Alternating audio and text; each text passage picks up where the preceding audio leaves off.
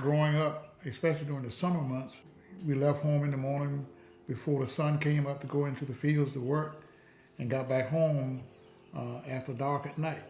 So you worked all day long as you could see. I grew up really as a sharecropper, and I'm proud to say I've been able to work myself out of that situation, but it was a pretty tough situation. Well, when I was a child, there were no brick houses, no block houses. It was only wooden houses. And these wooden houses were not insulated. They were very cold in the wintertime. So the ladies in the community made quilts. And these quilts enabled their families to survive those cold, cold winter nights. But the ladies would sew, and as the older ladies sew would be my aunts, would be my grandma. Then it would be some of the friends from the church, from the community. And they would have the girls in the kitchen. And that's when you learned a lot of stuff because they talked about all kinds of things, but you didn't understand what they were talking about. But as you got older, you realized that's what they meant.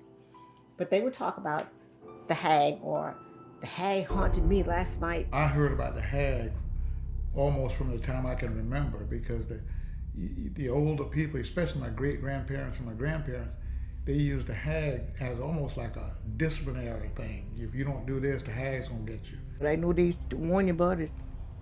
That's right, and make you say a prayer. If you don't say a prayer, the hag will ride and all that, you know. Right in the central place of the home, we would have a Bible open. The Bible would be opened up so the evil spirit wouldn't come around. You sprinkle salt in the windowsill because they said any opening, the hag came through. And I used to put the broom across my door too, in the front of the door. And they'd say they wouldn't step across the broom. I know when I'm having a dream, and I know when I'm being held down with a hag. But when you are in a state where nothing on your body can move, even the words can't come out of your mouth, and that's the hag.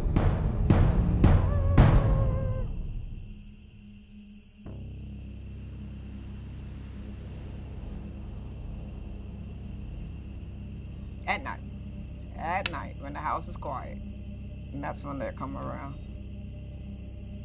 Darkness. It was always darkness.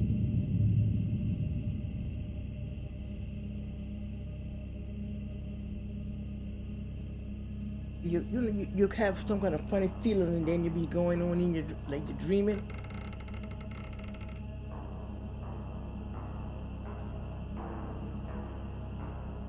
You don't see it. You don't see a spirit you can't see. You can only feel it. It came underneath the cover to the head of the bed, and you could feel your body stiffening, and it's like you're in a coma.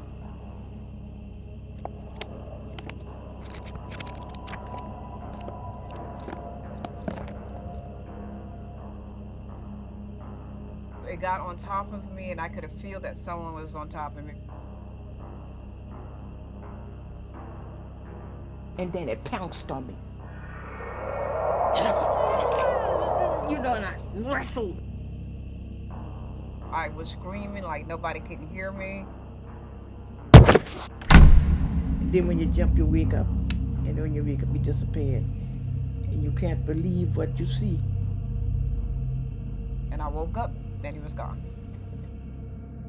I would be glad that somebody shook me or kicked me or woke me up because it was unpleasant. It was scary. But just imagination. If it was a very cold night, you might have had 2 or 3 of those quilts on you. You can't turn over at night with those quilts so heavy. So since you couldn't turn over, it interfered with your circulation. That's my interpretation. I think we all need to pass history along to the other generations. You can never dispose of all of your upbringing, all of your roots. You don't want to, because that's what makes you who you are. My parents and my grandparents talked about it all the time. When I started having children, I no longer even hear my parents talking about them anymore. And I didn't talk about them anymore. So they didn't hear anything about them, and I'm quite sure my grandchildren has no idea what we're talking about. So I think that's why it has tapered. I would assume that a lot of that superstition came from Africa and that it was passed on through the generations. Probably some of the few customs and traditions that they were able to bring with them and still maintain. Now I just take it for granted that that's my heritage. And a lot of things that they used to say and do and believe in, I don't. I think it's valuable talking about the Hag and remembering what it was like in the past. But I don't think that in today's climate you need to tell children that a hag is riding you. You need to tell children, you've got too much cover on your bed. To each his own. You can call it blood pressure. I can agree with you. Mine was a hag.